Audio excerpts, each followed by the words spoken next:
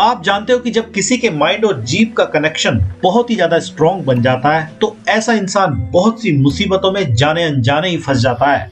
जैसे आपने बहुत बार किसी को देखा होगा कि जो उनके दिमाग में चलता जाता है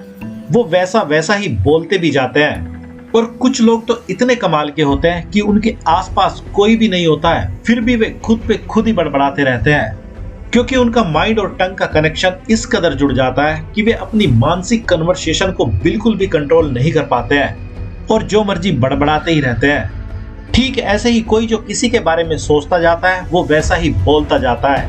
जिसमें से ज्यादातर वैसे लोग भी आते हैं जो खुद को दिल का बहुत साफ बताते हैं या मानते हैं और जैसे को तैसा जवाब तुरंत के तुरंत ही देते रहते हैं और जाने अनजाने ही सबको अपना दुश्मन बनाते रहते हैं। जबकि आज के टाइम में ही नहीं हर समय से इंसान की चाहत खुद रेस्पेक्ट पाने की ही होती है,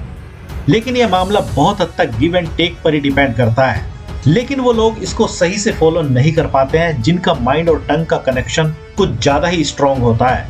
क्योंकि वे बहुत सी ऐसी बातें जाने अनजाने ही बोल जाते हैं जो उनको बोलनी ही नहीं थी और फिर बाद में पछताते रहते हैं। जिससे बचने के लिए आपको अपने माइंड और टंग का कनेक्शन कट करना बहुत ही ज्यादा जरूरी है, क्योंकि जब आप ऐसा करने में कामयाब रहते हैं तभी आप अपने शब्दों को सामने वाले के हिसाब से और सिचुएशन के हिसाब से बदल पाने में पूरी तरह से कामयाब रहते हैं। इसलिए अब अगर इस कनेक्शन को कैसे कट किया जाता है उसको जाना जाए, उससे पहले यह जान लेते हैं कि आपको ऐसा करने से कौन कौन से बड़े फायदे होंगे।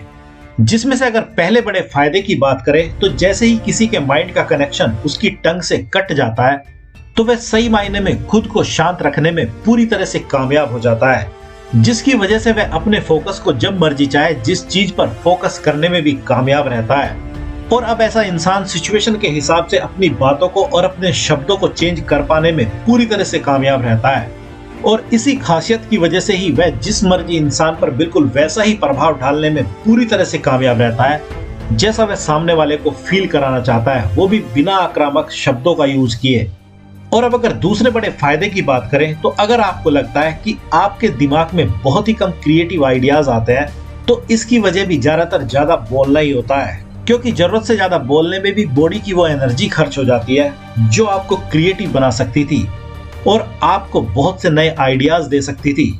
इसलिए अगर आप भी चाहते हैं कि आपकी रचनात्मक क्षमता कुछ ज्यादा ही बढ़ जाए तो उसके लिए भी आपको अपने माइंड और टंग के कनेक्शन को कट करने की जरूरत होती है। और अब अगर तीसरे बड़े फायदे की बात करें तो अगर आपके दिमाग में बहुत कुछ चलता ही जाता है और आप उसको किसी से हमेशा बताते रहते हैं या आप बहुत ज्यादा बातूनी बन जाते हैं तो तब इस तरह की हरकत आपकी कुछ नया सीखने की क्षमता को भी बहुत ज्यादा प्रभावित करती है। मतलब यही कि ऐसे इंसान की कुछ नया सीखने की क्षमता कुछ ज्यादा ही कम हो जाती है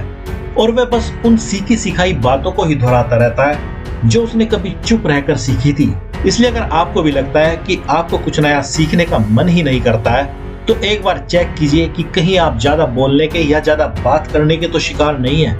और अब अगर चौथे बड़े फायदे की बात करें तो अगर आपको अपने नेगेटिव इमोशंस जैसे गुस्सा, जलन आदि पर कंट्रोल ही नहीं रहता है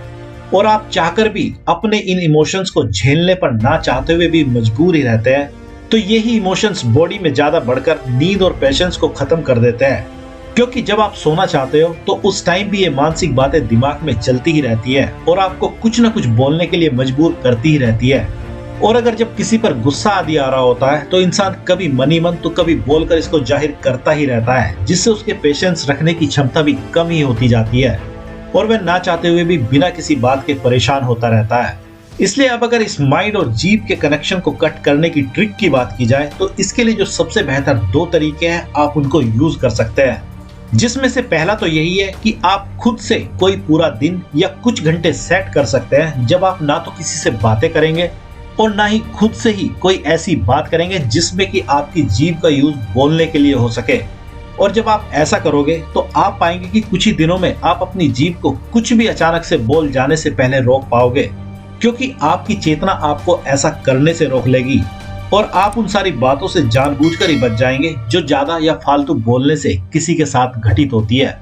और दूसरा तरीका जो आप इसके लिए अपना सकते हैं वह यही है कि इसमें आपके अंदर भले ही किसी भी तरह की भावना या इमोशंस क्यों ना काम कर रहे हो, आप अपने शब्दों को बोलने से पहले उनको पॉजिटिव वे में चेंज करेंगे और वही बोलेंगे जो सामने वाले पर पॉजिटिव असर डाल सके।